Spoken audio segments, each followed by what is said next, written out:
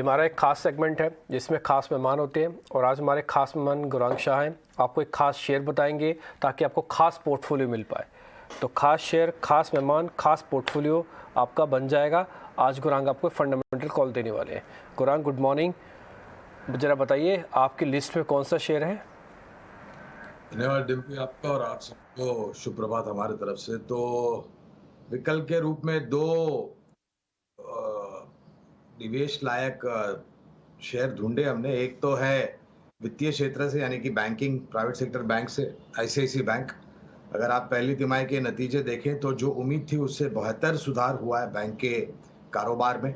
खास करके जो प्रोविजनिंग थी वो नीचे आई है, ग्रॉस नेट एनपीए भी नीचे आए हैं और लोन बुक ग्रोथ बहुत ही ऊपर की तरफ गई है। और हमारी ये सोच और समझ है कि इस साल और आने वाले सालों में मेरे ख्याल से ऋण की मांग जो है, क्रेडिट डिमांड जो है, वो बहुत बेहतरीन तरीके से ऊपर जाएगी। तो लक्ष्य हमने पहले से ही खरीदारी की रही थी, लेकिन इन नतीजों को देख करके 1100 का लक्ष्य आईसीआईसीआई बैंक पर निर्धारित किया है। और दूसरा विकल्प है लाइफ इंश्योरेंस से जुड़ी हुई कंपनी दिग्गज SBI life insurance. New premium run rate में बहुत बढ़िया सुधार हुआ है और लोगों की जो मानसिकता थी पहले, महामारी से पहले डिम्पी, वो टैक्स बचाने के लिए आप इंश्योरेंस लेते थे, लेकिन अब महामारी के बाद मेरे ख्याल से जो विचारधारा में परिवर्तन हुआ है, उससे इंश्योरिंग द अनइंश्योर्ड की जो मुहिम इंश्योरेंस कंपनी ने चलाई है, उसका एक बहुत बड़ा फायदा एसबीआई लाइफ इंश्योरेंस को मिलेगा। इनके पास नेटवर्क है, एजेंट्स है, फैला हुआ कारोबार है और भिन्न विभिन्न प्रोडक्ट्स है ऑफर करने के लिए अलग अलग वर्गों के लिए। यहाँ पर जो लक्ष्य हमने निर्धारित किया है वो है 1550 का। जी, good morning, Mansi this side, good to hear you. Of course banking क्षेत्र पर और लाइफ इंश्योरेंस पर आपके पॉजिटिव आउटलुक हमने नोट डाउन किए हैं। ब्रोकरेजेस के भी पॉजिटिव रडार पर हैं इंश्योरेंस स्पेस खास तौर से। लेकिन गौरांग जी, एक और चीज़ आपसे समझना चाहेंगे, अगर लॉन्ग टर्म प्ले के लिहाज से जहां पर फंडामेंटल पिक्स आप हमें बता रहे हैं, एक तो टेलीकॉम प्लेस, भारतीय एयरटेल जैसे स्टॉक और साथ ही रिलायंस, दोनों पर आपका नजरिया क्या है? धन्यवाद मानसी, और आपको भी शुभ प्रभात हमारे तरफ से।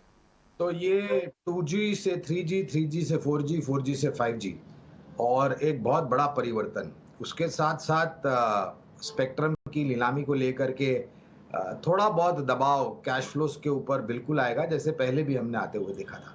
लेकिन जो दो दिग्गज कंपनियां हैं भारत में स्थापित, सबसे बड़ी सेल्युलर सर्विस प्रोवाइडर कंपनीज, जिनके पास उपभोक्ताएं भी काफ़ी है, सर्विसेज को लेकर के थोड़ी बहुत दिक्कत है, लेकिन वो सुधार की उम्मीद है। और खास करके जब आप 5G लेकर के आएंगे और लॉन्च करेंगे, तो यहाँ पर कोई भी तरह की नेटवर्क, वॉइस या डेटा की डिस्टर्बेंस की गुंजाइश नहीं होनी चाहिए। ये बहुत स्पष्ट रूप से मेरे ख्याल से लोगों को समझ में आया है। तो रिलायंस इंडस्ट्रीज, क्योंकि जियो का कारोबार है और फैला हुआ कारोबार है मानसी, तो रिलायंस इंडस्ट्रीज और भारती एयरटेल, ये दोनों पर हम लंबी अवधि के लिए निवेश की राय दे रहे हैं।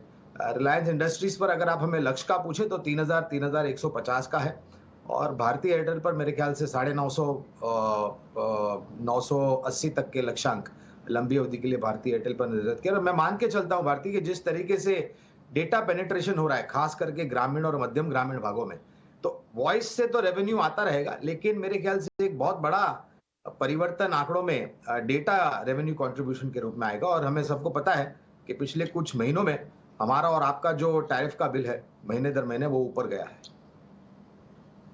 बहुत शुक्रिया आपका हमारे साथ जुड़ने के लिए और बाजार पर, साथ ही फंडामेंटल मार्केट पर आपका आउटलुक और साथ ही स्टॉक स्पेसिफिक का आपका नजरिया भी हमारे साथ शेयर करने के लिए। Have a nice day to you.